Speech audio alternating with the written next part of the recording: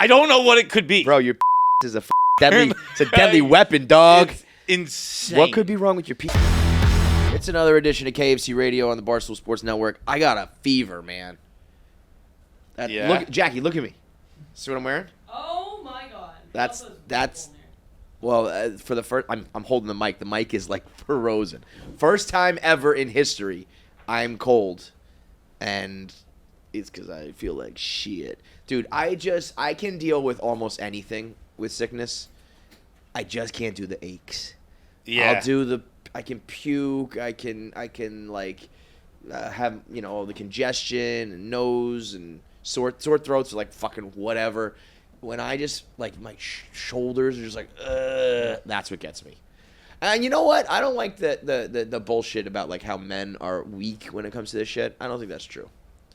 I think our baselines are different. And I don't think chicks realize how often we're not talking about it. Yeah. I think chicks... We're silent sufferers as men. Yes. Dude, I went to a wedding this weekend, and the priest... just straight up woman-hating, marriage-hating motherfucker. He was my guy. He was like, told this long joke that I'm sure someone has told before, but it was the first time I've heard it.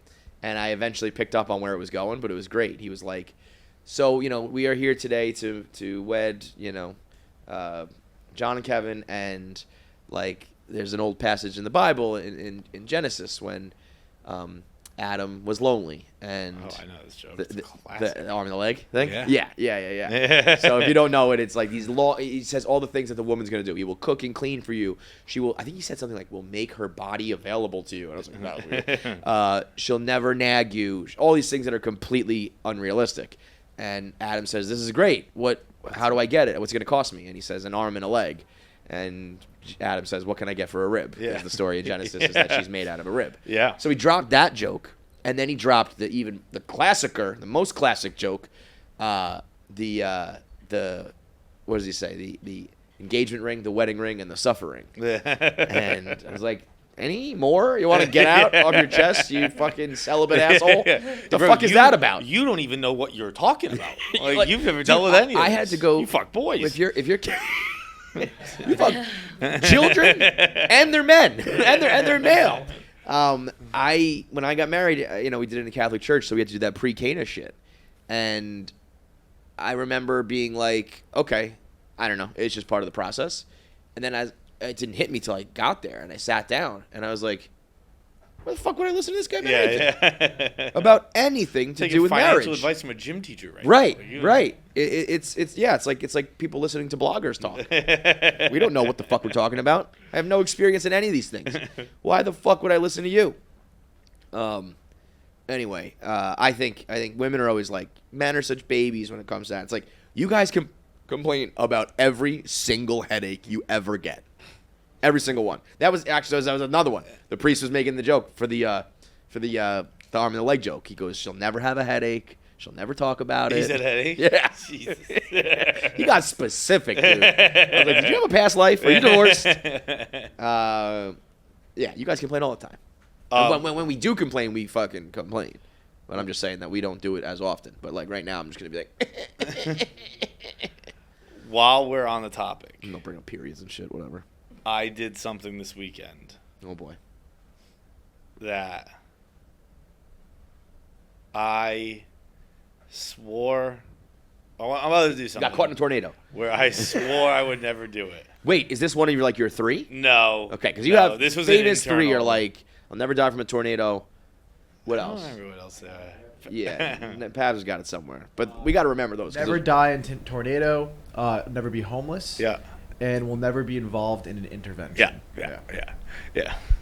Those three. No, it's not. Oh, okay. I was like, oh boy, we got a story. No, it was like this was just like an internal promise. It was like, I'm not even gonna talk about this ever again until 10 years down the road when I sit on a therapist's couch and pay them $300 to tell me I did my best. Boy, this is some setup. I went to see Barbie again yesterday. Oh my god!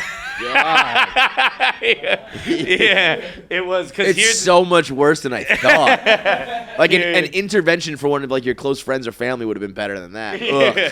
I went to see Barbie because I had always thought everyone's like the theater was great.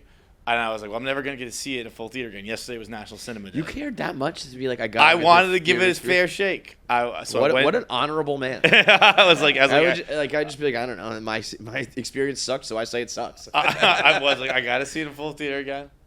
So I went. National Cinema Day, every theater, $4 the ticket. So like every theater was packed yesterday. I went again. Huh? Is that just once a year? Yeah. Okay. I think exactly the same. I was gonna be so. Listen, you know what he just did to me? He just violated the terms of our platonic relationship here. He's out on subtitles now.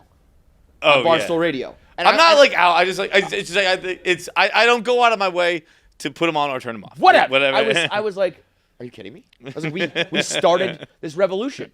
It would be like if George Washington went over to the founding fathers and was like, I don't know about this whole thing anymore. I think we should just go with Britain. So I was already upset. If he told me that he liked Barbie, I would have ended the show. We're just doing it in Barstool Radio. We're not doing this anymore. So I think exactly the same. By that I mean my overall grade. I both liked it more and liked it less at different times. I did I thought it's not, and this is like how people explained it to me, like when they were on this couch upset. They were like, it's just goofy. I can't believe we're doing this again. And I was like, we're doing it again. Buckle in for another 30 minutes. Here we go. I was like, it is goofier than I was laughing more. I was like, oh yeah, this is kind of just goofy. It's fun. It's not like funny. I hate the end even more. The worst. If I ever watched that again, I would probably literally throw up. I regret ever making it one way, like about like one specific thing, because it's the last 40 minutes of the movie terrible. Are 4 separate instances of people of just being like, it's okay to be a person. Like it happens to when they go to like the weird Barbie's house. And then Ryan Gosling's like, it's tough to be a guy. Yeah, and it's like there are 4 separate instances of like a 10 to 15 minute window where it's like hitting you over the head with like, it's okay to be a person. I'm like, yeah, I know. That's why I thought it was a kids movie, because they're so clear with basic, the message. Yeah. So I get But what part did you like better? The goofy stuff? The goofy stuff. I was like, this is just. So that's still a pretty negative review. My grade stays the same. You can't cite like a joke that you were like, oh. And guess what? My theater experience. Same? Worse. Oh, worse. I was the one laughing the hardest. They were like, the theater was like some feminist pussy back there. Shut the fuck up. I 1,000% was the hardest and most often laugher, and I still walked out going, it was pretty good. It's fine. It's what I cannot believe. And it actually was like pregnancy, where like I forgot. Yeah, the pregnancy amnesia. Before it started, I was like, I'm gonna love this. Here we go. Yeah. As soon as it started, trash. Like, this is not good. And then, that's like when I eat bananas. I really want to like bananas, and every time I take a bite, I'm like, still hate it. Still tastes like weird to me. The musical number, the biggest letdown. Again, I was like, this is gonna be great. Oh wait, but what about the part you slept through? That was fine. That was like probably the goofy stuff where it was like, I didn't want to speak on that because I wasn't quite sure. But I was like, when John was like, "Oh, I would probably love that part," I was like, "I don't think you would." Yeah, it was. What I cannot believe is that I had a lot of those. The argument is still moving the needle. Like we had a meeting a couple weeks ago, doing I don't know if it ever got aired, but we were doing the Barstool election, and I was trying to fuck with Kelly, and I said, "Tell me something bad about the Barbie movie." And Gia was still like, your opinion's what's wrong on it. And I was like, still mad about this? And then at the Barstool Awards, Kirk was like, Barbie fucking sucked. And I thought Caroline was going to stab him in the neck. Like, we're still really... Which, by the way, I heard Kirk liked Barbie. Did he? I don't know if liked is the right word. That's Kirk for you. You just went out there and put on a show. But happy to hear that you still... you didn't totally abandon me and just leave me out to fucking dry. I swear to God, if you tried to just be like, I like Barbie now, I would have had a legitimate problem with that. I think I really would have been like, you're really going to do this to me? You're really going to leave me out there? No, it's you've ridden with me through way worse. Stay the course. Hold. Yeah, when it gets like the third time, we're like, well, what about if it's okay to wear? Like, yeah, it's fine to be a person. Mm-hmm. It's okay. Mm-hmm. And if you needed to hear that message, I'm glad you heard it. It was over the head. It's like if you needed to hear that Good. It- But you're a fucking idiot. it felt like when I was. It felt like when Dak Prescott wore like the, it's okay to not be okay shit, and it was like, Jesus, like you are not alone, like, bro, that makes me feel more alone. Shut the fuck up. Right. But you mentioning the Barstool Awards, something's been eating at me all weekend, and it was that we didn't get it hard enough at the Barstool Awards. Totally. And I think I wrote Nate's joke. Oh, The Roast of Us by John Feitelberg. I took a similar premise, and I don't know if I'm gonna like this either. You are treading on thin ice here, baby. Should we get Nate in for this or no? Yeah, might as well. So if you didn't watch the Barstool Awards, it was not very funny. It was very like what's that word? Nostalgic. But it wasn't like funny, except for when like Francis and Nate were up there doing what you should do in those moments, kind of like Ricky Gervais at the Golden Globes or whatever. Like you're supposed to poke fun at the, self-aggrandizing bullshit going on. And Nate did so, I thought, the best. And the room was really like just moans and groans rather than people laughing. And really, you come to realize that it's like the 5 or 6 people who like watch these stand-up comedy specials, or they like this kind of humor, and those were the people laughing, and everyone else was like dead silent. And so I wanted to be able to, you can go here and just take that hat off the mic. I wanted to say, like, you guys need to loosen up and laugh a little bit, but because Nate did not go in on us, it kind of feels like, well, yeah, of course you're saying that. You didn't get roasted. Yeah. Now to that I say, I've done my time. I've done plenty. I've gotten roasted plenty of times. There, even if we did get crushed, I still would have said, this is the way you're supposed to do it.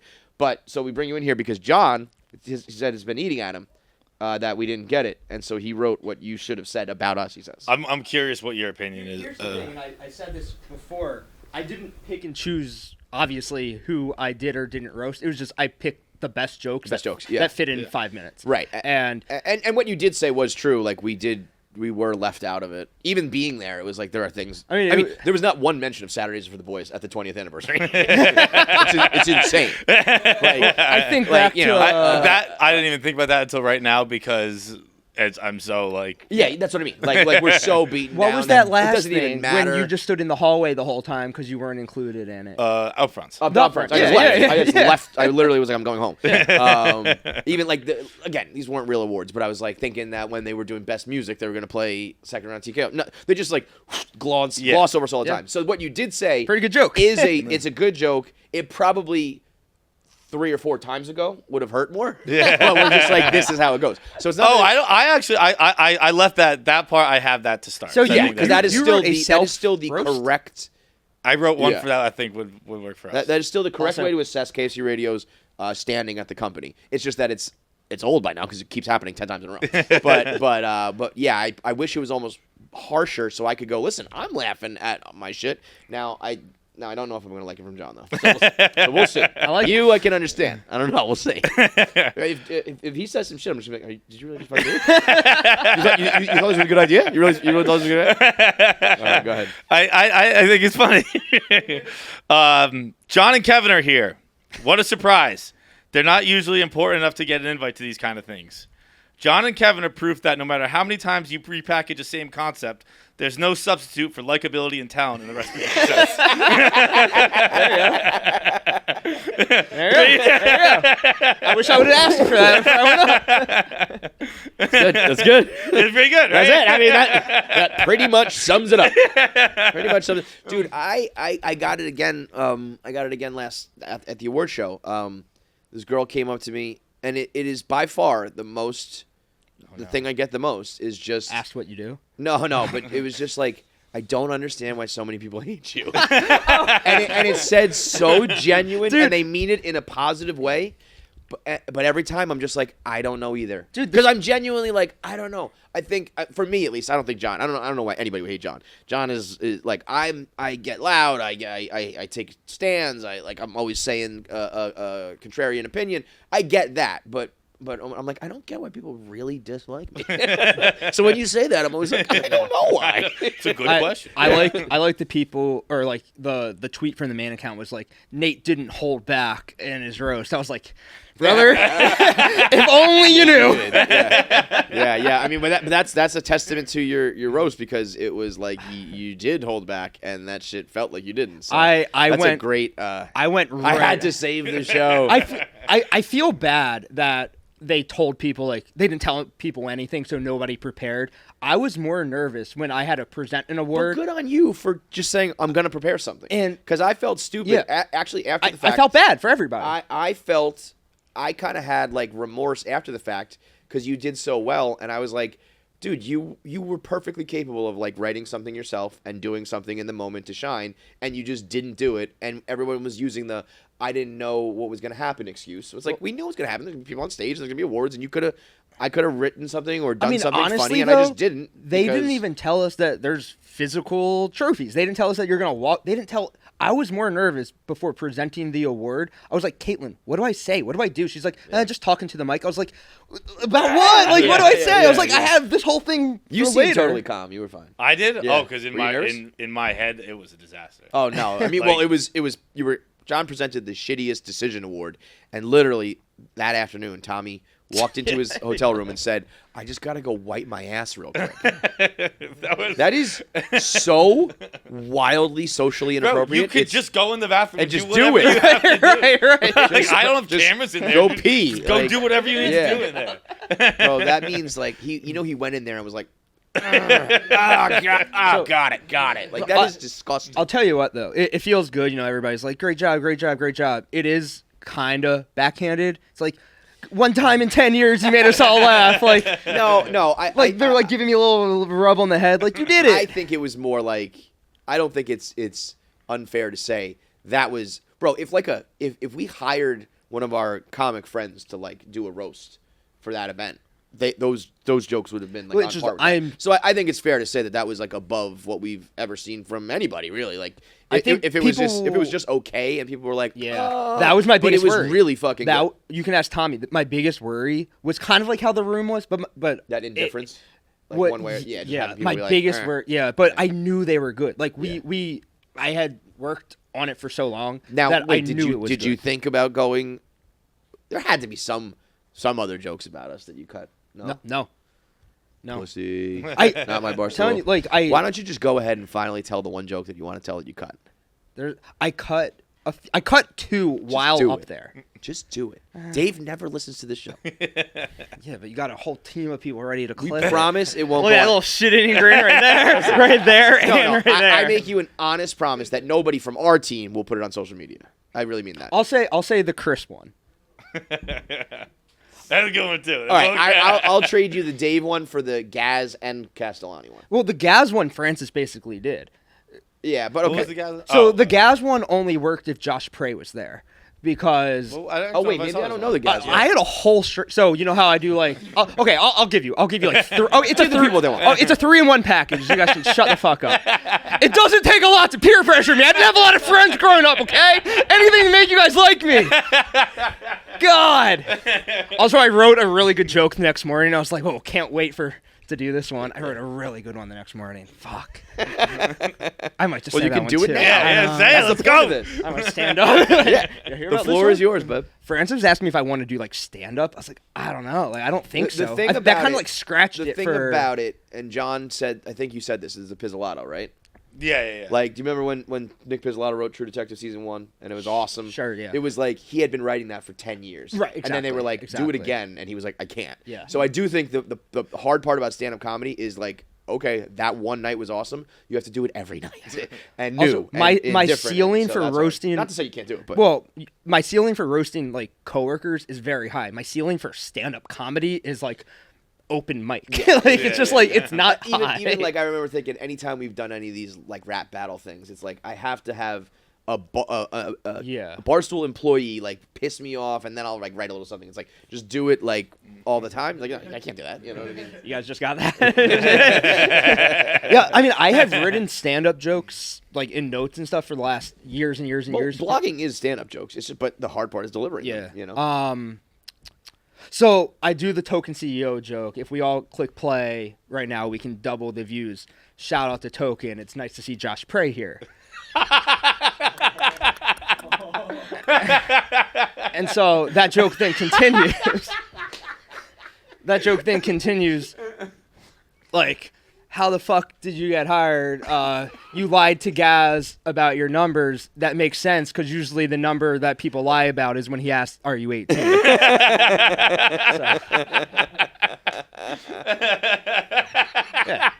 So a nice little 3-in-1 package right there. But they had to do the whole firing him thing, so I couldn't do the joke. It's good. Yeah, funny. It was funny stuff. Yeah. Funny stuff. It was funny because I actually had a really nice talk with Chris afterwards. Like the first like real conversation I've had with him, and he was like, "I'm just glad you didn't do a rehab joke." And I was like, "Whew, Brother, let me tell you. I crossed it off while on the podium. You are this close. I don't even think he crossed it off. I think it just ran out of time or forgot or something. It was cocked and ready to roll. Yeah. What was that one? I mean, we said what it is. Like, You already said it? no, but you just did. It's a rehab. Yeah, no, I had a rehab joke, and I thought better of it, and I didn't do it. I mean, now that I think now that even addressing the fact that there's a rehab joke, I think you're fine to. All right. I don't think the joke's bad at all. The thing is, I was like, afterwards. So I was like trying to like read the room while I was up there, and I was like, I want to try to get laughs, not groans. So I cut out a joke that I knew people were just gonna be like, too far. Yeah. It's like, Well, I that don't was want the to. reaction Like, for a lot of yeah, shit, but- fucking libs, like, shut up and laugh.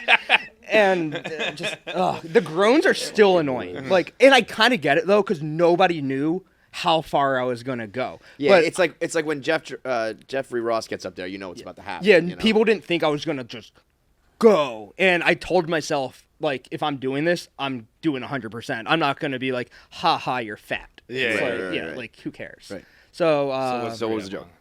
the Chris joke. But like I'm not even like trying feel- to like now that we've said what it's about, I think it's a very fine joke. Like Yeah. it's just factual statements. You're already an asshole, dude. Not factual. No, I don't. statements, it's I don't just think like- this joke makes me an asshole because it's I like. don't think so at all. It's like it's public. Everything's But public knowledge. I knew on the fly. I was like, It's like a Minahan kill yourself joke. Like we know. Yeah. I mean, it's yeah. facts and we can laugh at Rona it. had the best suicide joke of the night. It was like, yeah. Kirk versus the voices in his head. saying, "Do it." Yeah. Fantastic. Yep. Also, the first time I ever have talked to Kirk was at the after party.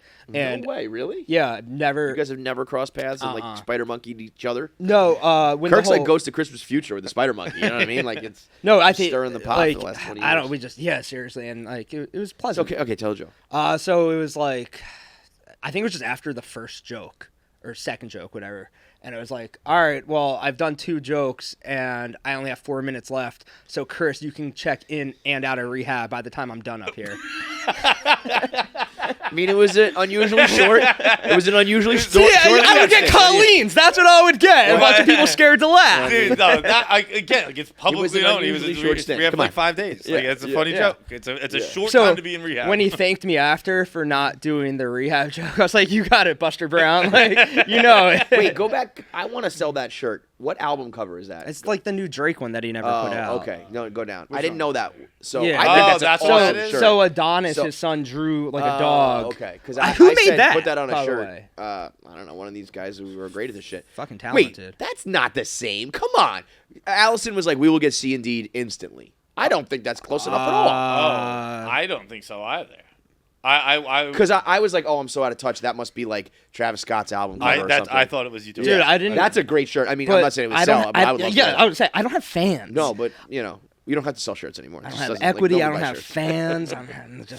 I'm just here. What would have been if you had to roast yourself? What would have hurt the most? I'm so easily roastable. But like, okay, but you know But what's that's the hard time. Yeah, You know what's great? Like And you guys figured out the things to say that people either haven't said or have never said publicly. Why don't you guys write one? Why don't you guys write one for me? John just wrote one for us. How about you write one for So yourself? on Anus, Nick You're the roast was king. doing roasts for a while of people, and I was like, I would like to see how hard you could go at me, and he's like, all right, we'll do it, and then they never did it.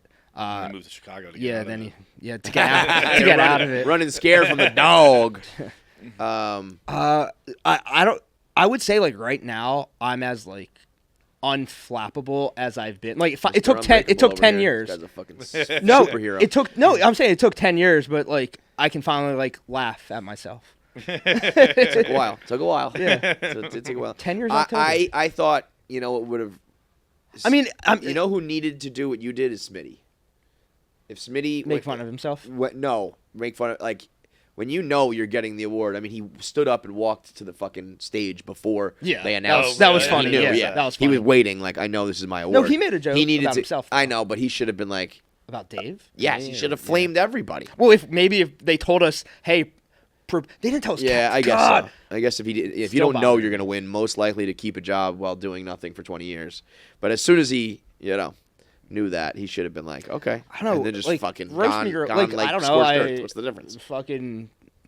I am what I am. It's almost like why it's hard to roast Mincy. He's just exactly like you can't parody the unparodiable. I mean, yeah, say all the bad qualities. No, I'm like it's. Nate's here.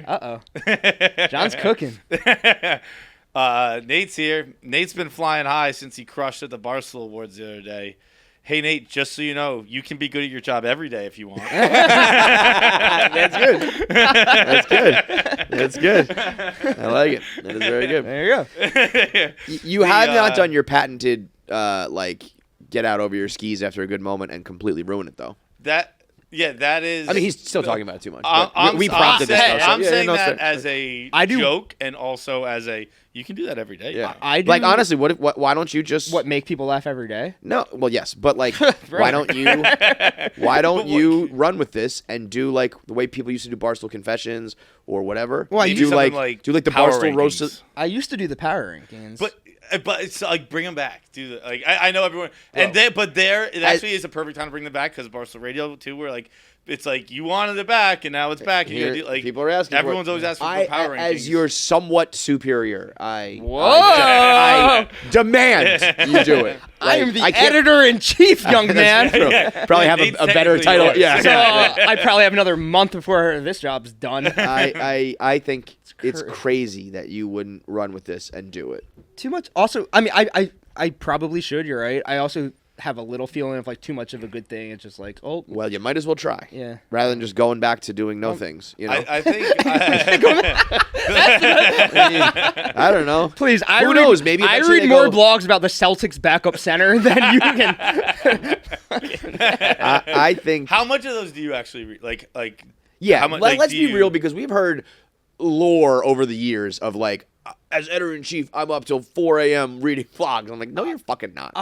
No, I mean, it is like a always on the clock type thing because of breaking news and like yes, shit like but that. Like when news is not breaking, you can be off the clock. You just never know when it's gonna break. Sure, we get notifications to our phone like every time people will submit something at 1:30 in the morning. But like, and I'm not asking this in like but like when I don't know. I don't read every word of a Greenie blog. Right, I scroll it to make sure there's no like end bombs. Right. I'm not asking you to like search. see how much work. I'm just curious like. When, because if I was the editor-in-chief, I would read a headline and be like, "There's nothing in there published." No, there's sensitive. Most of the blog or most of the job. I think they did that and it didn't work. Yeah, because you would think that. But that would be my system too. Like as long as you're not writing about politics and and then someone's like, "Okay, I'm writing about a dead girl." The headline, like Kyrie Irving. What was that headline? I'd probably be like, "I'll give this one a scan." What was it? Like Black Lives Matter? Yeah, it was a mess. Who wrote that one? That was the Trista one. What was it? That guy. What was the headline? Keith. I don't remember. It was, I know it was about. Oh, it was about, yeah. It was just it was like Black Lives Matter. Like fuck white people. Kyrie it was Irving's the whole. best. It was the whole thing. Yeah, that was ugly. Woof. But I can't believe he did this job by himself. It's me, Hubs, and Clem, and we're just always underwater, like always. Yeah. It's. I think it's almost like insane if you don't do power rankings or something of the like. You can call it a Barstool roast once a week. Here are the characters at Barstool that like did something, so I'm gonna write jokes about it. I think you'd be very good at that. Because guess what? You do it just like privately. You motherfuckers. Every week it's like it's just sailing smooth. Like, brother, this is the thing. You do one good thing, and it's like, do more dance for me, do more good work. And guess what? A radio show every day. You guys are idiots. Yeah. So you could do a once a week blonde, dickhead. Yeah, that's a good point. Fuck. No, I'm not saying like I loved doing power rankings back in the day. I'm sure you did. Most people like it became strange. Like I I liked the people that I was making fun of, and then like there's definitely an element of people that, would but, get like, upset, and I would feel bad. Be like, it's just jokes. Like, eventually, but this company has to become a company, and like you're not a But family, you're not like best friends. It's like there's always you're working that- in comedy. It's like stand-up comics make fun of each other in like the circuit of live shows. Like okay, this is how it happens. I did a Power Rankings joke about Smitty, and we were on good terms at this point. It was like, Smitty's gonna, launch another show that's gonna not take off or whatever. And he was like, I get it's a joke, but it's also like Dave reads that, and then he starts thinking about my shows that haven't taken off. And then listen, career, should Smitty be in the crosshairs every day? Maybe not. That's where you got to have a little bit of But it's talent to like make fun of. people think I can affect their career, which if that's actually in people's heads, that like my Power Rankings I think can you make change fun of the their people career. who, even like Francis cracked a joke about Brianna, which obviously was rude, but it's like Brianna is a fucking megastar and ain't no slowing her down. So Francis can say whatever. I'm surprised she didn't just come out and be like, "Oh, you still work here?" Like, whatever, you know what I mean? Well, that was like, the thing. Like, in 1 month I made, you know what I mean? Like, honestly, like in a self-deprecating way, but also very honest way. It's like that's why I can make a joke about Pardon My Take doing the same joke for 7 years. Like they're fucking Pardon My Take. They're the Right. biggest podcast. And that's why everybody on should the laugh fucking at it too. planet. So like, I think anybody who works here, I actually think it sets a good tone. We're getting very Barstool Radio here instead of KFC Radio, but it sets a good tone for like, if you work here, this is what it's going to be like. And partially as a person who fucking like went through it all the time, I'm like, why does everyone else get protection? what happened? It's just like, well, but not even just that. It was like everything was always you're always the butt of a joke. It's like, and that's how it fucking works. Like, so why is it like we can't talk about this, that, or the other thing? Who fucking cares? When it was 9 of us, 10 of us, whatever, and every single thing that I tweeted or put onto the internet, Dave just made like into look at this fucking loser. Whatever, I think he would whatever. love Power Rankings. No. But I'm saying like I get the sensitivity side of it. You just don't want to be that. You just don't want to be the person under a microscope. It's always funny until it's Fair, you. Yeah. absolutely. But like everybody takes their turn in it, and if you, I don't know, like I said, like Jeffrey Ross is known as like the roast guy. I think all those people eventually are like, oh, he's they don't hate Jeffrey Ross. Yeah, Maybe the first time he tells a joke they do, and then you get over it and you realize. I obviously get the sensitivity, particularly for like younger people who aren't comfortable at their standing yet. But also there is like helpfulness in it. Like I remember a Dave quote unquote roast of Smitty, but he was just like mad at Smitty yelling, and like it like completely altered how I was gonna do things, because like it was like I was young and I was like I thought like funny things were like, oh, it gets drunk and goes to this, it gets drunk and goes to that, because I was like 24 or whatever age I was, and Smitty did like drunk SATs or drunk something, and Dave was like, it's a bit, yeah. Dave was like, Being doing drunk. blank drunk is like the lowest form of content ever. Yeah, And I was like, yeah. all right, I'm not gonna do that stuff. It is good, yeah. And I mean, like, I was like, and like it almost like opened my eyes. Like, I was like, oh yeah, it kind of is like just like Sure. simple nonsense. I'm not gonna do that. Sure. But that like it wasn't like I didn't have like some career plan, but I was like, oh, that could be goofy. And then I was like, no, I'm not gonna do that. And I think like it can hurt and also can be beneficial. Where you're like, oh yeah, you're right. That is like it's like. but you gotta have a little bit of thick skin. I think everyone here should have thick skin. I don't want people to not try something because they're scared they're gonna be like roasted. I think Dave kind of got to me in that way. But I also think it's a thing of if you're But I'm also if you're like a doing something sensitive enough pussy, to get so, yeah. on the Power Rankings roast, it's making waves a little bit. Yeah. You're not gonna bring up something that like nobody watched. So it's Sure. kind of like they don't boo nobodies, you Yeah. know. Unless it's token CEO. I didn't say it. You said it. I just said your joke. I just didn't said laugh. you made a joke. I didn't say it and I didn't laugh. Both you guys are fired. I don't find that very funny at all.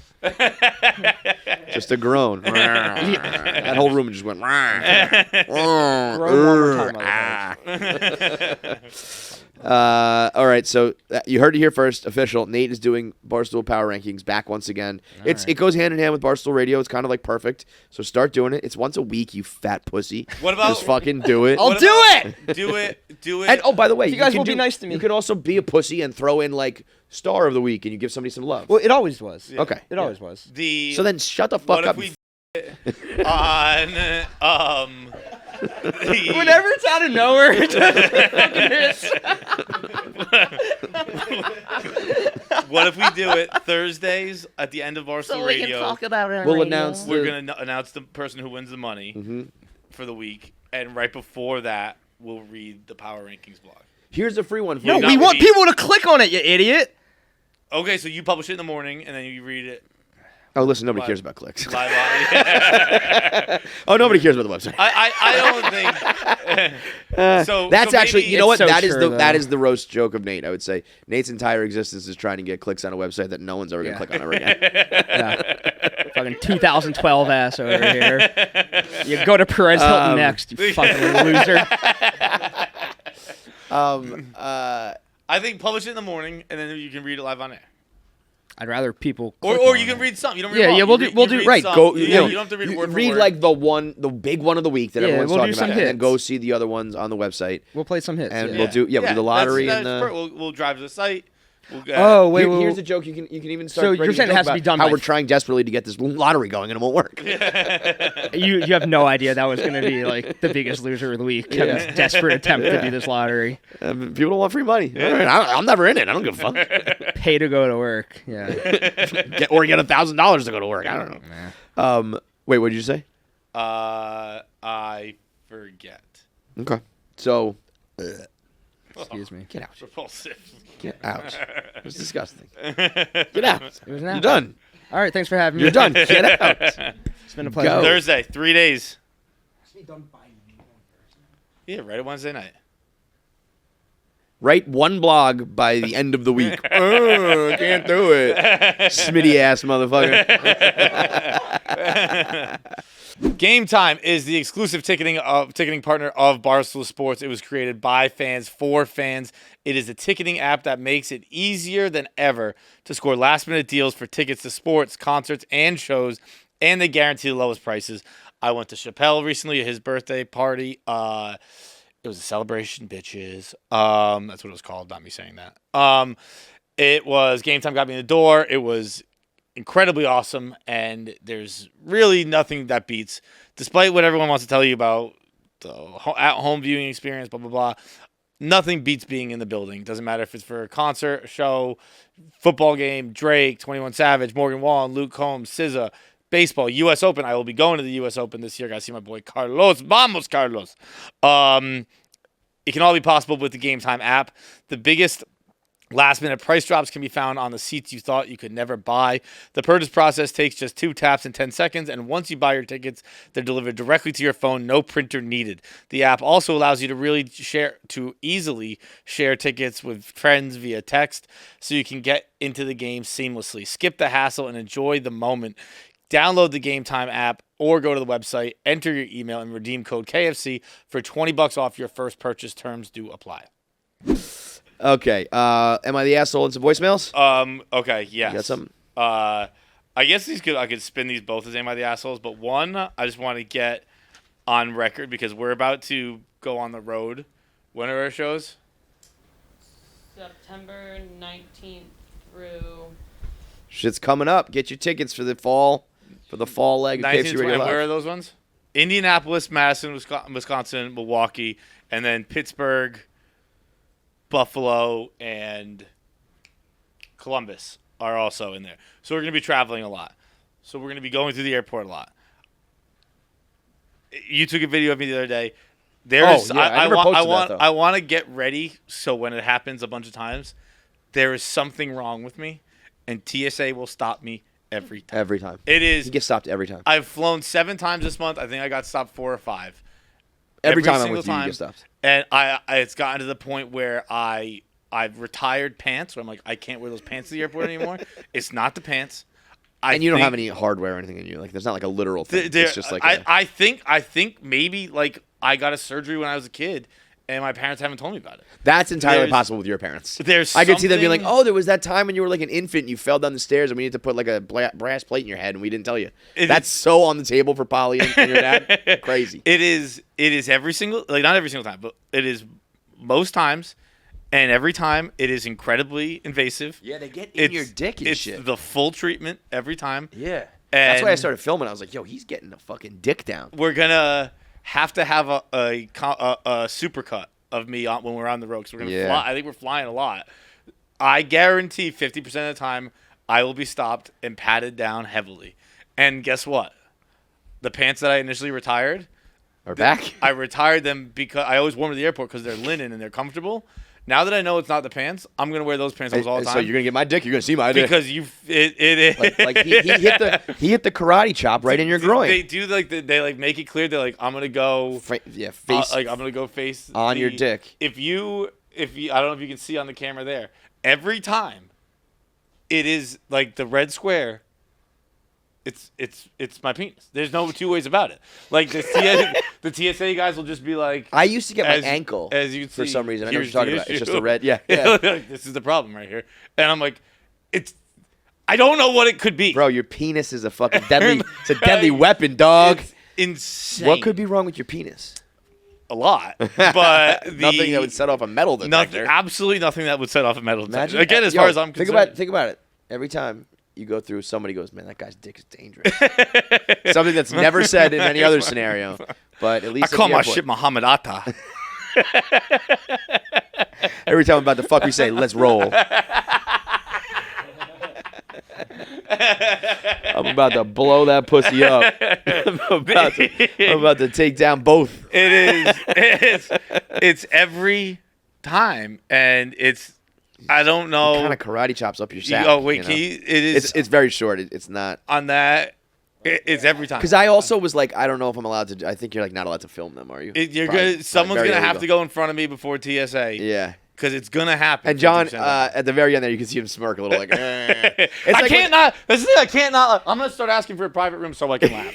Because like, John's gonna start asking for a private room. You can put a couple fingers in too. Go ahead, just get the lube out. I really do look like I'm getting that. Like, I don't know if it's the way my pants are hanging or my shirt's hanging. Like, I look like I'm on my way to Guantanamo. Yeah, no shoes. You're just like, yep, I'm a prisoner of war here. That's so good. And then they were like, yeah, go ahead, you're free to go. It's every time. I got nothing, man. Bro, let me just real quick. As I was looking through my phone, I took a screenshot on Pornhub the other day. This fucking caption absolutely slayed me. You know how I like those the previews where it's the cartoons fucking? Yes. This one says, and by the way, I don't know why I clicked on tattooed stepsisters of a sweet female male threesome. That's not something I would usually click on. But thank God I did. I must have just liked the thumbnail.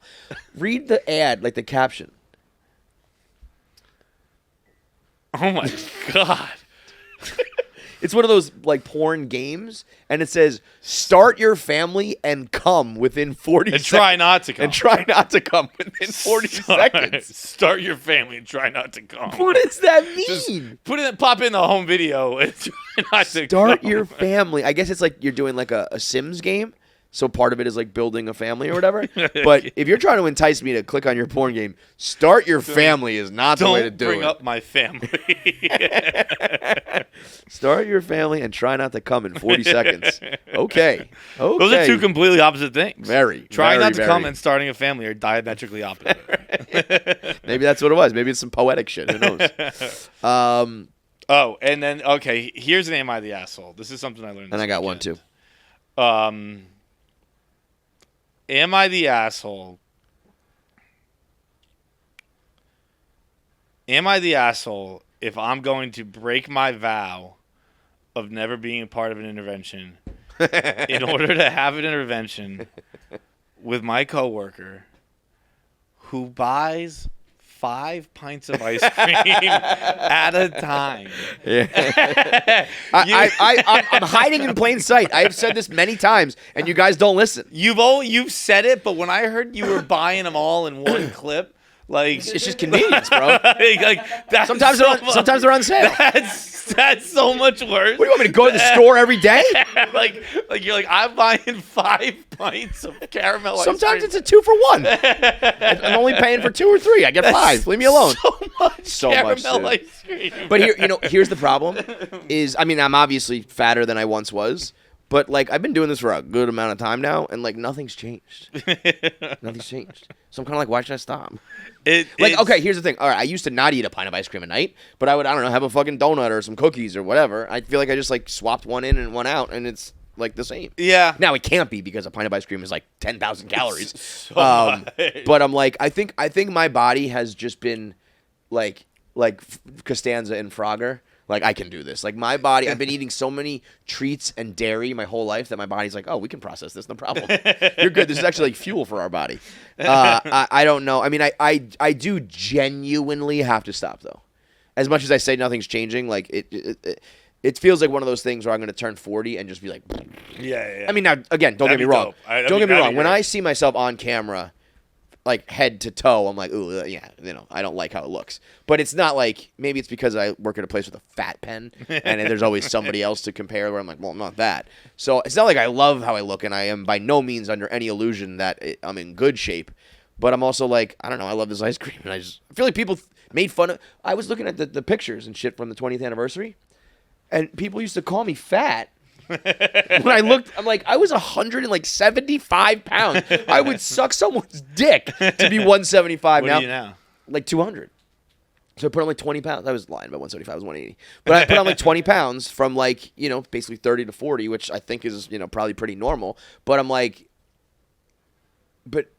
I mean, when I saw pictures of myself there, I was like skinny. Remember like, not recently, but relatively recently, I was talking about during like the extra large and large thing, and I was saying like I used to wear mediums, and you were like, when did you ever wear mediums? Yeah. I was wearing like mediums like for the first half of my career, and people were like, Really? you're fucking fat. I was like, what? They were like, you're bald and fat, and I was like, what is going on here? I've got hair and I'm 180 pounds. Now you can start to say some of these things, but I'm like, well, now you're supposed to say these things about me. I'm a fucking washed up 40-year-old dad, Yeah. But at the time, I remember being like, I guess I gotta like get like a 6-pack or something. I don't know. Like, there's nothing like no more fat. I guess I just gotta get like in shape. But I was looking at those pictures, being like, I was like a scrawny, skinny little bitch, and people were like, "You're fat." Yeah, you were skinny. What the fuck? It's crazy. But yeah, the ice cream's gotta stop. Five a rip. It's too much, dude. Like, and don't get me wrong. I blame them for the portion size. Because I just eat what's in front of me. That's in general. Yeah. You give me a sleeve of cookies, they're gone. Right. You give me a thing this big, that's what I eat. A brownie that's this big, that's all I eat, But they do make a really small one, but that's too small. Yeah. So if they I made know one in the between, they keep them in that's hotel. like, the they're like hotel a little things, baby, yeah. and it's legit 2 bites. I buy 2 of those. Yeah, thank you. Um, So that's what we need is like 2 of those. But I don't buy 10 of those. Okay, but you will buy what? 3 bags of fucking this and 2 bags of dude, that and 10 bags of mangoes, and I bet you add it all up, and we're probably in the same fucking boat. Literally the only thing I eat at night is ice cream. What do you eat every night? I actually tweeted it last night. It's been happening a lot recently. The amount of times he said that exact phrase. Sleep eating, sleepwalking. Oh, it's been happening a lot recently. It's like I tweeted last night like midnight. I was like the highlight of my night every night is I turn the lights out, get into bed, I snuggle up, I get comfy, and then I audibly, out loud to myself, evil laugh. What you're about to eat. Knowing I'm about to get up and get snapped. We are in the same boat. I do exactly the same thing. And you know what that's called? Addiction. Like, I literally, every morning, I'm like, dude, don't eat the ice cream tonight. You don't have to. You're being a child. I remember when Tom Segura got in shape, he was talking to, I think, Bert, or maybe somebody else, about, like, not eating. And he was like, when your brain tells you, like, you need a snack. Like, don't do it. Yeah. Like, what are you, a fucking child? You need a little snacky poo? Like, just don't do it. But my brain every night is like, brother, it's ice cream time. Yeah. And I'm just like, I enjoy that, like, probably 2 minutes it takes me to wolf down a fucking pint more than any other moment of my day. And I think my brain knows that, and it tells me to do that. And it's like, sugar time every fucking night. And I love it. It is, dude. I have love like it. Again, I'm pitch black. I'm comfy. I'm cozied up, and it's like the official transfer of Dr. Jekyll to Mr. Hyde. Yep. Where I'm like he believed he was just going to bed. He really thought so. He really thought we were not going to eat 2 fucking bags of Airheads and 40. What's funny is you mix in like almonds. That's nuts. I cover it all, man. I cover it all. And then guess so what? wait. So that is Airheads, a fruit, a ice pop, almonds, chocolate covered almonds. What is that Unreal thing? What is Unreal that? to get peanut butter cup. It's like Peanut butter cup. Low sugar. And what's underneath the Airheads? Zin. There's no Zin right there next to the water bottle, and to be a little more honest with everybody. At the end, You're good, by the way. You can stop now, but go ahead. When I cleaned up, I don't have nightstands, so like Yeah, you got your sheet pockets. I just put. I have a different pair of sheets on right now, so I don't have sheet pockets. So I just put everything on the floor next to my bed, and I almost took a picture of it this morning, but it was so gross that I couldn't. Like I was like, even this is low for you, John. We're like, because I have like my underwear next to it, because I just take off my clothes right before I get to bed, and then You sleep naked? yeah, and then I. So wait, every time you tell us a story about sleepwalking to the fridge, you're naked? Oh yeah.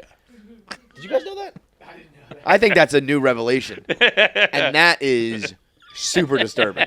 So while you're like walking to the fucking fridge, like farting, it's just like bare cheeks, dick swanging, Yep. and you're just sitting there eating like chicken and almonds and airheads. Disgusting. Peanut butter and jelly. And you dare have an intervention from me. You know what I do? I sit there like a nice boy with a spoon, and I just eat my ice cream, and I throw it out, and I go to sleep. You are a literal animal. Actual raccoon fucking searching through the garbage. I also last night I ended up eating 4 popsicles. I got up.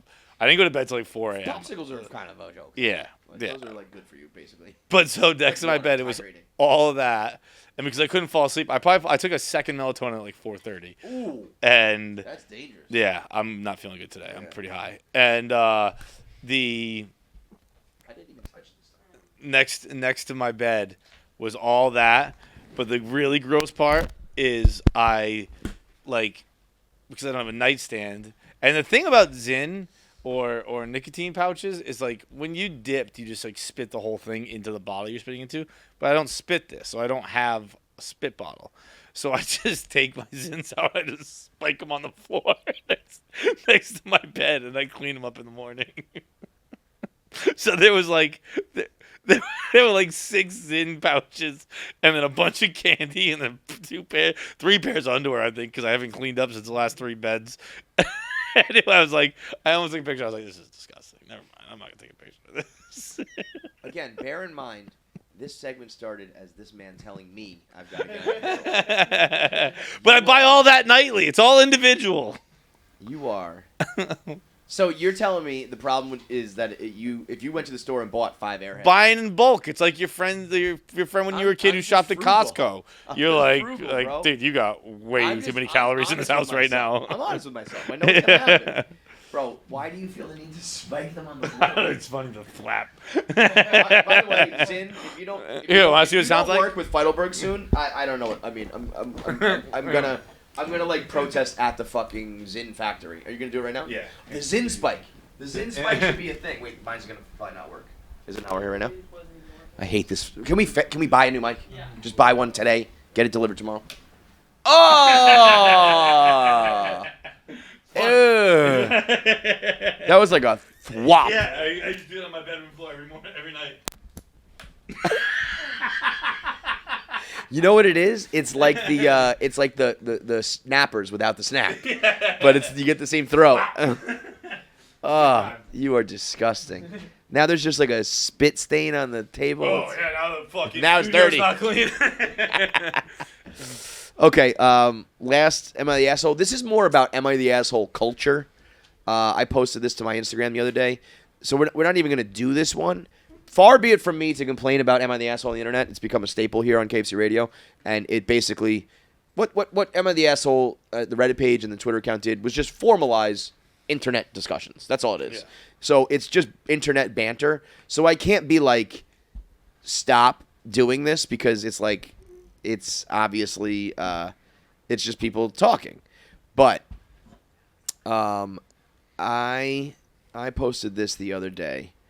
Let me go to Toxic Reddit. Toxic Reddit on Instagram is one that is just like, you think you're a bad person or whatever. Am I the asshole for yelling at my daughter? No, and that her mom isn't here. Okay? 40-year-old male, I have a daughter, Clara, 8 female. My wife, Jenna, just recently passed away, and I've been struggling with it. These past few months, Clara has been really difficult to deal with. She often throws temper tantrums anytime we go out or whenever I ask her to do something. Yesterday night, that's what we were saying, right? Yesterday night, just called last night. I was putting Clara to bed, and she demanded I tuck in her favorite teddy bear into bed like Mom does. I told her no and went to leave the room. She then got out of bed and started screaming and demanding I do it like Mom and that she wanted her mom to do it. Why couldn't Mom be here to do it? I lost my temper and screamed at her no and that her mom isn't here anymore and she needs to accept it and stop acting like a baby. I slammed the door and went down to the living room to cool off. I could hear her sobbing through the door, but I just decided to let her be. He eventually says that he went next door the next day, and his neighbor came over to borrow the lawnmower. And he said, I thought since he has kids himself, he would understand my point of view. And he said, I think what you do is a dumb move. I mean, I'm sure you'll have a take here.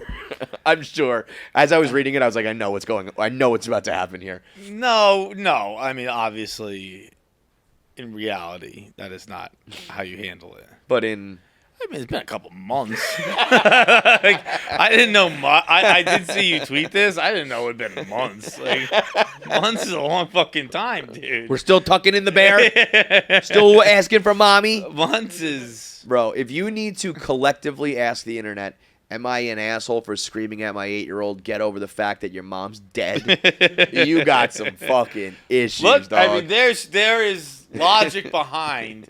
You can't baby someone forever. At some point, you got to face the real world. Yeah, listen, if she was a 28-year-old female and it's been going on for a decade, I understand. But, I mean, come on, people. Let's make the Am I the Assholes a little bit more nuanced. It's like I fucking chopped her head off with an axe because, she didn't make my favorite dinner. Am I the asshole? I think we know. Okay, let's get to voicemails. Attention, all partiers and ragers. We have created the perfect drink for you. It is pirate water. It is almost the end of summer. Summer does not stop with Labor Day. I do not believe in that. It does not stop until the weather gets bad. However, Labor Day is an excuse for a good party. Might as well soak up all you can with pirate water.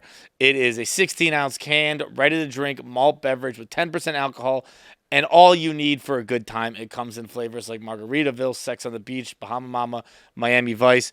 I will be at the pool this weekend. I will be at the beach this weekend. And I will be at the river this weekend. I'm hitting all the bodies of water so no one can yell at me. It's all in the same place, but whatever.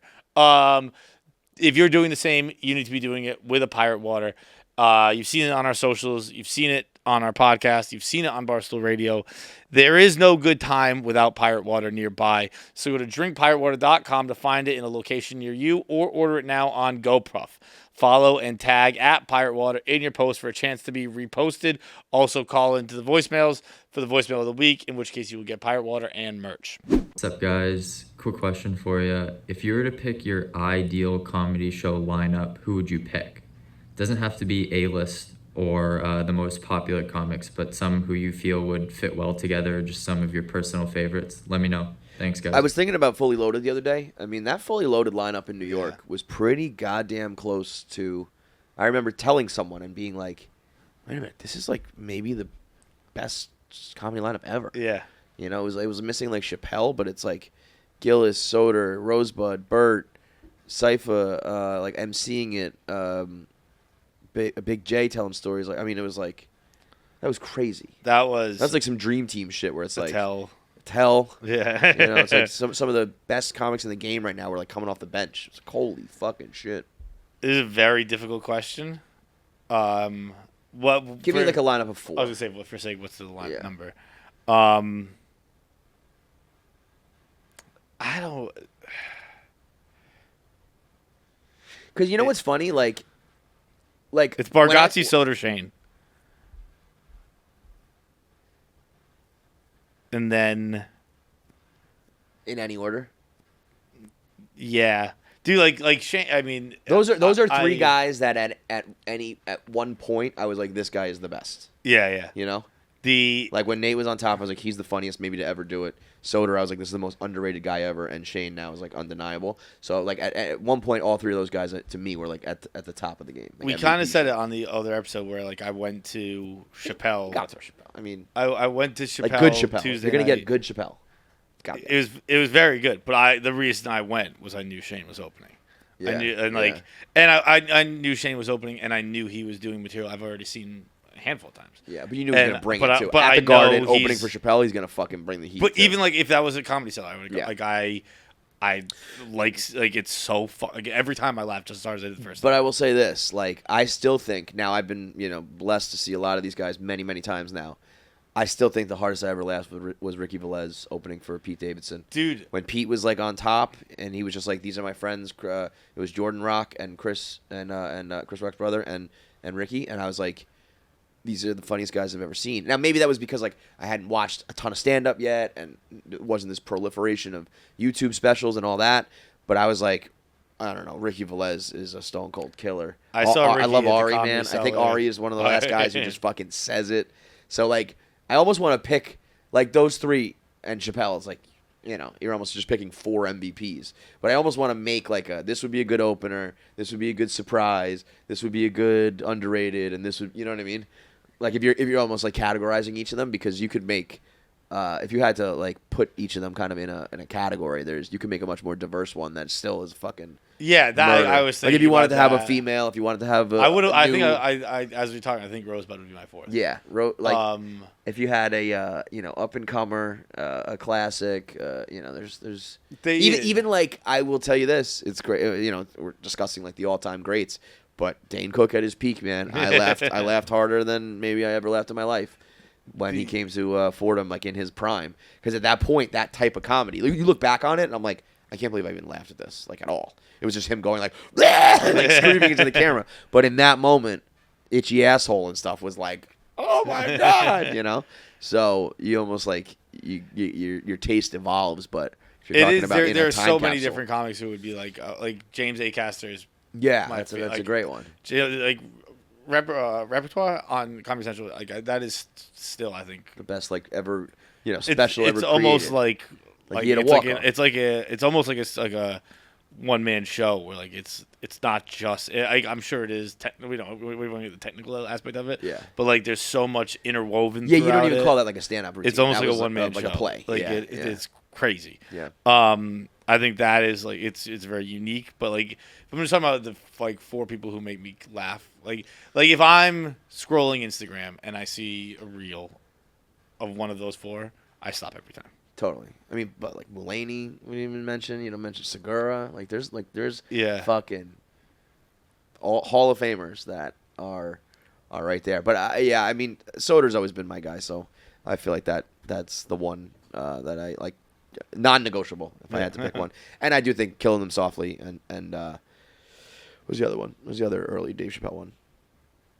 I don't know. But those two to me were like almost what got me into.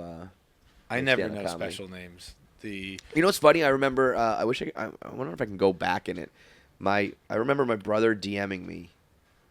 Back like when the office first started, the Chernin office, and he was like, "You should have the guys from Legion of Skanks on, and I think Tom, Ari, and Big J. I think were like, he was like, you guys should go this route." And I remember being like, I don't really like know these guys, but like, okay, it's like, Yeah. good call, bro. For what it's worth, that's the other one. For what it's worth, There isn't one called the Lunatics Manifesto, right? I don't think so. No, Oh, no. That's what he's doing right now. That was the intro for what I saw him the other night. dude, he has way more than I thought. Dude, it's So crazy. This is what makes me feel like I mean, if you told me that there's a special called The Bird Revelation, oh yeah, like that's Dave one. Chappelle, like, I that's would one of not his even first know Netflix that. ones. I would not. When even he know like did when like 2 Netflixes came out at the same time when he first started. that. Oh, I think right. that- He had like. I think that's the one he where had, he's just like sitting in a 3 club. Yeah. Okay. So that's a little bit different. But Which was my favorite one of those. The what was I gonna say? do you think we'll ever meet Chappelle? No. I don't think he'll do our show. You think we'll ever meet him? Probably not. I think we got a shot of just being in the same room at the same time. Not Maybe. like him and us. It would just be like, Yeah, we're yeah. with Bert or something like that, and he's, with Rogan and whatever. But you think we'll ever meet Rogan? No. Who do you think you have a better shot of, Rogan or Chappelle? Rogan. I'm happy to hear how confident John is. been a top 20 comedy podcast for 50 years. No chance we meet these comedians. Was you guys White Whale? Was it? I mean, James Acaster kind of is a personal white whale. I for, think he this doesn't show. like us. Really? Which is fair. Personally, us?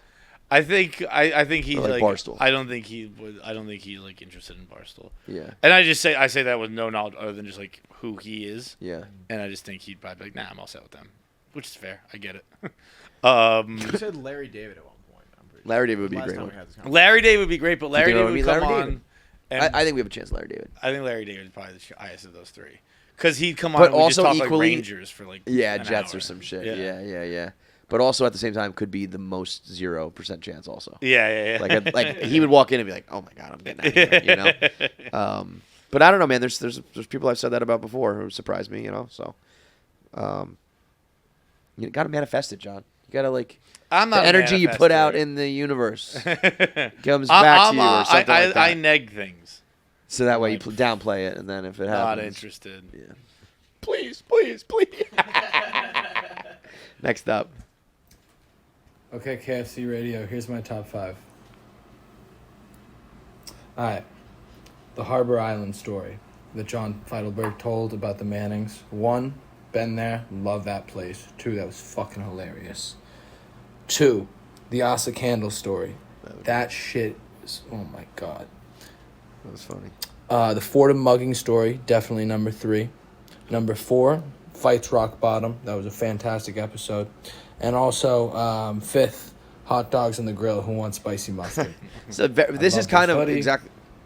I love that banner, and I love you guys. So thank you for all your years of work, and I hope you're doing well. Well, thank you. Thank you. That's almost what I was just saying about making the comedy lineup. Is like you could pick specific things, you know. So like the hot dogs are on the grill. Who wants spicy mustard? Only a very small group of people know it, but to them it was. I mean, in the moment it was very funny. I was just like blacked out, drunk, fucking ranting about hot dogs.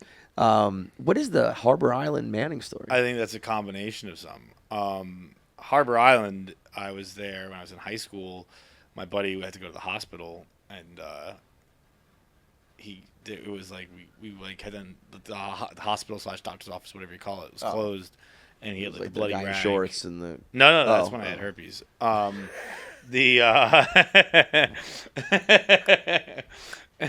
A brief stint with herpes for a few days, and I beat it.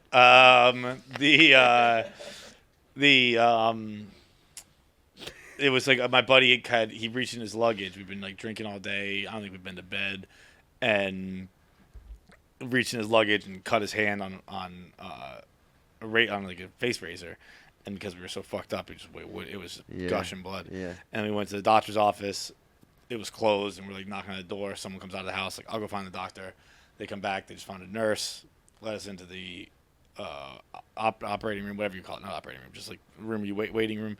And there was this bloody rag in the corner, like on the sink. And he just kept joking, like, and you know, it's not like a fucking movie. It wasn't like dripping blood, but it was just like a stained rag.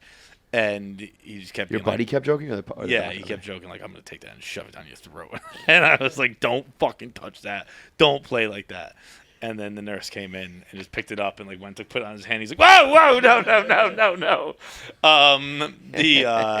The Manning story, I'm thinking of two separate things. One, it could be the one when I was helping set up for Mardi Gras. And I was like, so I had just gotten back to my friend's house at, like, 7 a.m. and then his mom was already awake, and she was like, John Henry, I didn't know you were an early riser.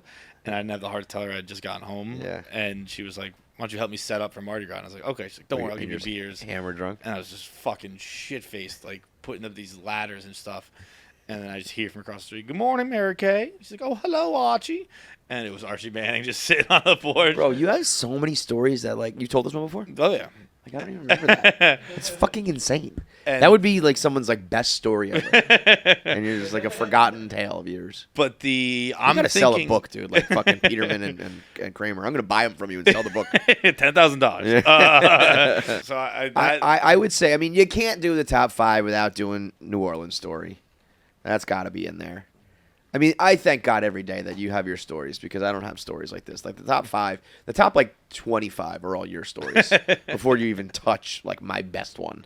I don't agree with that. So, you gotta go New Orleans. Not even because of the story, but it just like kind of like set the whole. Honestly, it just like set the tone of like the show and who you are on the show. That was and, one. like, That was another one that was told in Milton, and I remember telling it, and getting the reception of like, I should not have told them. Because it was like overwhelming. I think both you and Dan were like, what holy the shit. fuck? And I was like, oh, we're not doing what I thought we were doing? But, I mean, I never had any intention for KFC Radio to be one way or the other. Like, I just opened up the voicemail line. We got fucking 40 straight calls about would you rather this or who could win in a fight. And that became the show. And I never was like, let's get Feitelberg in here to like tell funny like drunk frat boy stories or whatever, like, or like let's be brutally honest and whatever. Like it just happened. Yeah, I was like, okay, let's go. I think that's the best part of KFC Radio, that it's always been different. But I remember that different. I mean, like ever changing. But I remember if I'm pretty sure we recorded that episode at night, or at least in the winter maybe, because I have a memory of driving home in the dark and just being like, oh no, it's over. Shouldn't have done that. Shouldn't have mentioned that situation. I mean, but like other than like just being like holy shit, nothing like bad came of it. No, nothing came. It was. I think both your reactions were like, okay, next call. Really? I think I usually honestly in feel my like head, I don't leave people out to dry like that. I would have been like, I might have been like, holy fucking shit, bro. But I don't think I would have been like, meh. I was like, this kid's cold. Keep this guy around. Obviously, it's in my own head, Yeah, so like, yeah, it's I always remember worse. it much worse and much more. Like for all I know, you guys both were like, "Ha ha ha, it's crazy." Yeah. But in my head, it was like, that did not land. You're you not in fucking the room. idiot. It's all over Zoom or Skype or whatever. So you're just all alone. You just close the laptop and there's just like literal crickets outside. You're just like. All right, I guess I'll go take the civil servants exam now. I mean, I'm not even gonna sit here and go through the other top fives. But if you guys wanna make your top 5 best moments of KFC Radio and send them our way, it'd be a nice little self-esteem boost. Yeah. Last one. KFC Feits. What's up? It's Taylor. A little late to this video voicemail format thing, but better late than never. So my question is, I've been listening for a long time. You guys might have said this before, but you guys are getting older. You guys can't go out and get fucked up and drink all that stuff and do the regular college days stuff. If you could relive one day back in the day, those college moments like 21st birthday, or if you could relive one of those glory days, what day would it be? And I want to hear that story. I got a few. My 21st birthday was insane, and some of the days playing college baseball was a lot of fun. But what is that one day? There was a Hoboken St. Patrick's Day. If you Day. could do it again, would you do it, and what is it? Magic. Thanks. It was just, I think we drank for almost like legitimately 24 hours. It was like 6 a.m. to, no, it's probably like 18 hours because we did go to bed at night. But it was like we woke up at 6, we did a house party, we went to a bar. This was back before Hoboken cracked down, so it was like truly just became like lawless Mardi Gras type vibe. And I just remember it was like, I think we hung out with. I might be mixing stories now, but there was definitely a St. Patrick's Day where I hung out with the boys. Then we hung out with some firefighters who just had like, they would take off their hat and put it on a girl, and they were like, girls were making out. And there's like the uniform was just like, a free pass. And then we did like a party at night. I think everybody like, got a number or a girl or something that they were, and it was just like everything clicked. And that was the moment. The next day we were like, why don't we just do this every weekend, man? Like, why don't we just, like next weekend, let's just wake up at 6 and like do it again. And then we woke up being like, I could never do this again. We could never do it only once a year. That's it. But that, and I used to have all my buddies from like first grade. We would get together. One lived in Connecticut. One lived back in Pennsylvania. I lived in New York. And we would all pick a spot. Like one time it was my parents' house when we were still like coming home from college. And my parents were gone for the weekend. One time it was my apartment in Hoboken. We always had these like weekends that was like everyone's getting together and going all out. And every single time those were fucking magic. Those I don't know if it's because I don't know if it's like when you get together with the right people, it happens, or because you're there, you like they're all there, you make it, you think it's better than it is. Yeah. Like I probably could have gone out with you and a couple people I see every day and done the same thing.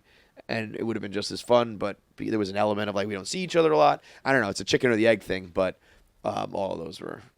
I mean, we're so lame. We still talk about it to this day. And it's not like none of us went to like a major school or anything. So like a lot of them are just like we hit the bars all day. We were like in my pool. We like a couple classic jokes that came out of it. But, there are probably people who went to, like, big-time frat schools who are like, we did that literally every weekday. Like, what you're talking about was just a random Wednesday. So it's probably not as, like, great of an actual story, but to us, we, like, still talk about it to this day. I don't know. I don't have. And also like beach houses. I know. Yeah. I was thinking about you, probably a Newport story maybe, but like anytime you were in the Hamptons or the Jersey Shore, those were fucking unbelievable. Even those, I'm very much not a sentimental person, so I'm like that's not to say It's just gone. It's just like Yeah. I love getting together with my friends and talking about quote unquote the old days, but like if I could go back and relive one, I like to compartmentalize. I'm like that's done, that happened. What's Leave next? it alone. Yeah. And I try not to try and recapture things because I think that's when it gets like sad. You also, you can't. Like, you can recapture, like, let's get the boys together again. But if it's like, all right, we're going to go to this same bar, we're going to, like, the same game we're going to watch, we're going to, like, do the same thing.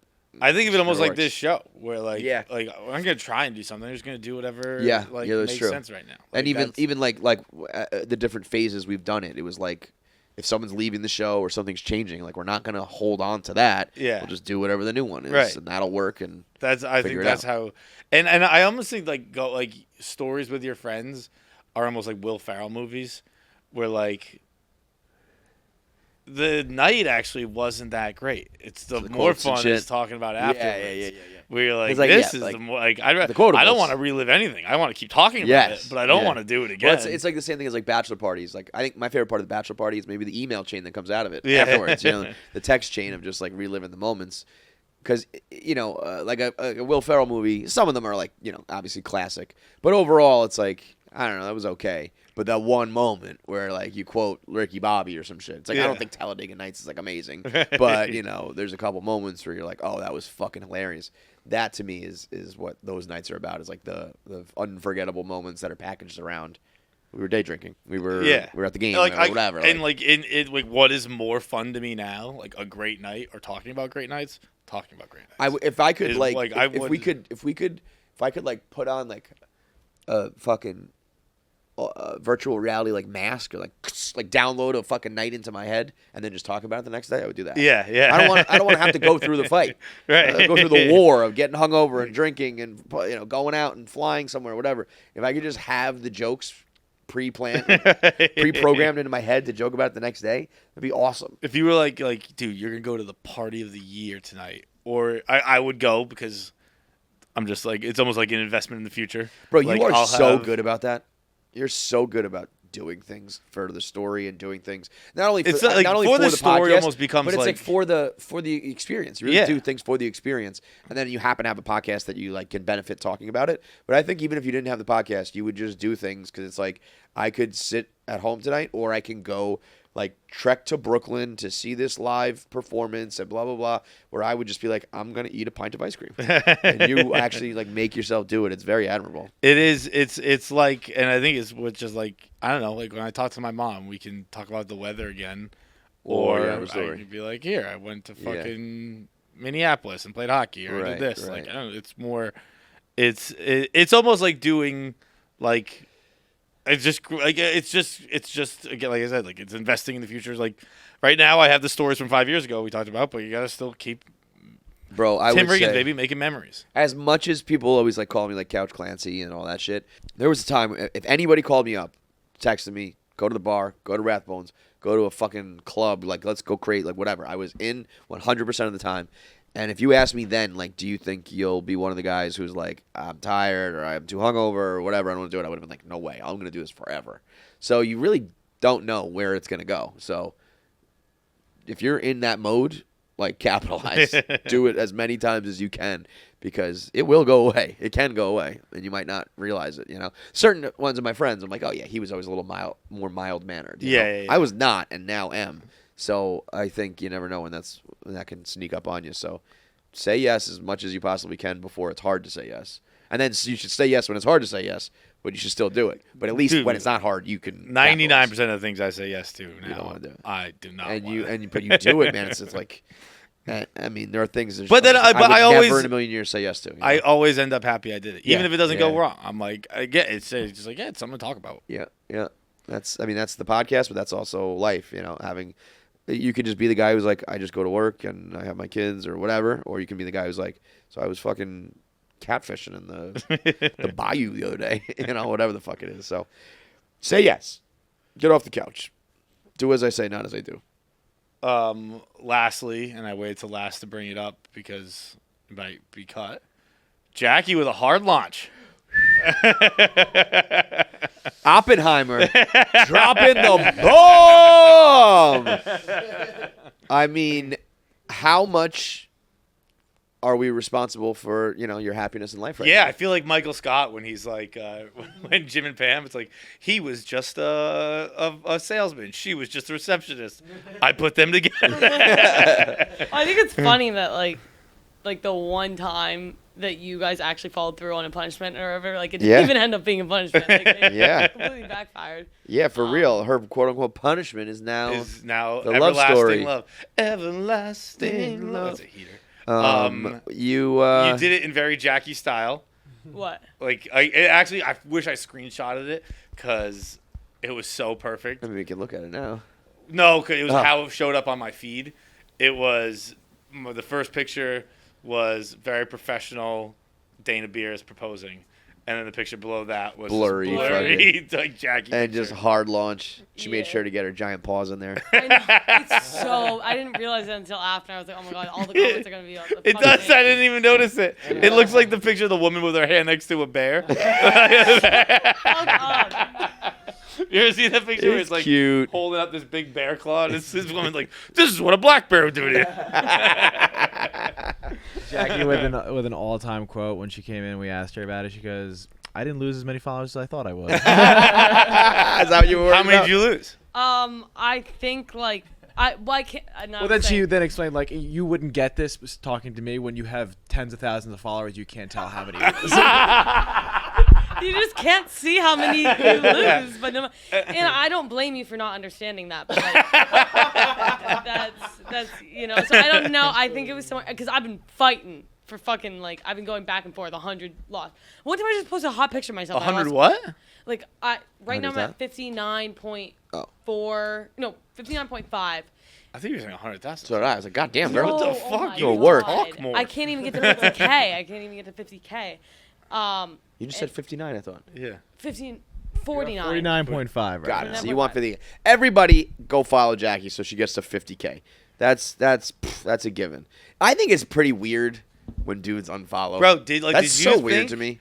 Now I'm unattainable. Yeah, bro, I almost had 50,000 followers. I was unattainable this whole time. like that. It's either that or it's like, oh, she's not gonna be posting slutty pictures anymore. And is that what it is? That's the only thing I can think of, and that's also weird too for someone who doesn't post a lot of slutty pictures in general. But also to be like, I've gotten my fill. Like I've used this woman up. You know what I mean? It's just very. Does it go the other way? Do girls would never unfollow a guy for getting a girlfriend, right? No, not at all. It's a weird. That's a weird thing. I'd like to know the psychology of a guy who would unfollow. Yeah. Please anonymously call in or write in or something. Why did you unfollow Jackie because she announced she had a boyfriend? Well, we are. We get credit helmet, for this. Oh, you got? It's in my apartment. I was just curious. You guys getting kinky with it? If it was, we get. I noticed credit. it had gone missing. I'm not asking for it to come back. I think the helmet has officially been retired. Leave now. the helmet on, babe. Leave the helmet on. But I was just curious whereabouts it was. No, that has to be. That's a one and done now. We were gonna be like, if anybody else fucks up, they have to do the helmet. We can't do that anymore. Yeah. You found love in a hopeless place. KFC Radio found you love. Shout out. Thanks, so we'll be, we'll give the speeches at the wedding. All right, see you guys on Thursday. All right, big thanks for watching. If you made it through this whole episode, that means you should be subscribed. There's so many of you out there who watch and don't subscribe, so make sure you are a KFC Radio subscriber. Make sure you get all the content when it drops. Click that button now. I have 9 fingers. I'm still subscribed. It's that easy.